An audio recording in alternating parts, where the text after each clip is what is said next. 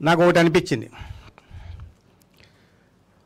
కన్ఫాబులేషన్ అని ఒక ఫినామినన్ ఉంటుంది.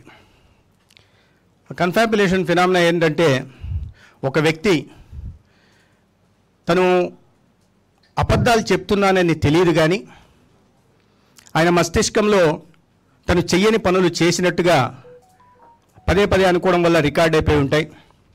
దానివల్ల చేయని పనులు చేసినట్టుగా పదే పదే చెప్తుంటారు. అదేవిధంగా ఒక పొలిటికల్ ఫిలాసఫీ కూడా ఉంది, ఫెంటాస్టిక్ సూడోలజీ అని. దీంట్లో వాళ్ళు అబద్ధం చెప్తున్నామని తెలుసు, అయినప్పటికీ కూడా ప్రజల్ని తప్పుదోవ పట్టించడం కోసం అబద్ధాలు చెప్తూ ఉంటారు. మ్యాక్కిలివేన్ అని ఇంకో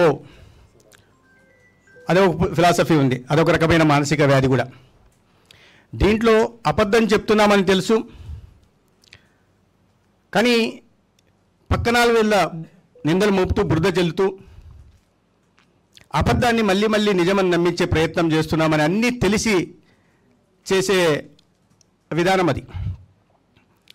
ఇవన్నీ ముదిరిపోయిన తర్వాత ఒక నార్సిజం మొదలవుతుంది.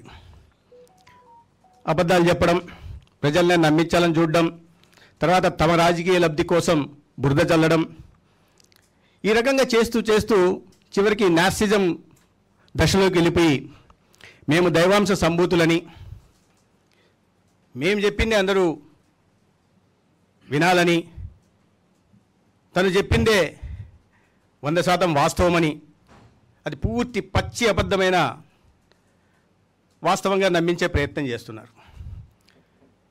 జగన్మోహన్ రెడ్డి గారు ఈ రకమైన దశ నుంచి మొదలై ఇవాళ నార్సిజం స్థితికి చేరుకున్నారు. తనని తాను దైవదూతగాను అనుకునే పరిస్థితికి ఆయన చేరుకోవడం జరిగింది. అయితే ఆయనకి ఆరోగ్య శాఖకి మంత్రిగా ఉన్నాను కాబట్టి ఈ పరిస్థితి మంచిది కాదు అని ఒక చిన్న సలహా సూచన మాజీ ముఖ్యమంత్రి జగన్మోహన్ రెడ్డి గారికి చేయదలుచుకున్నాను.